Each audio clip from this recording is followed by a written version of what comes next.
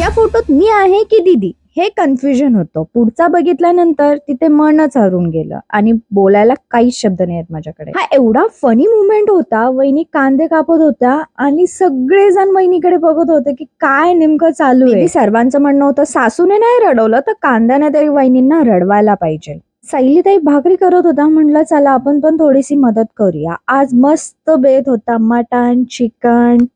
मुलगी शिकली, प्रगती झाली. येस, मला भाकरी ताईंनी शिकवल्या. तसं येत होत्या बट त्या छोट्या येत होत्या आणि आम्ही इथे खूप सारे फनी व्हिडिओज काढले जे की नंतर येतील ब्लॉग.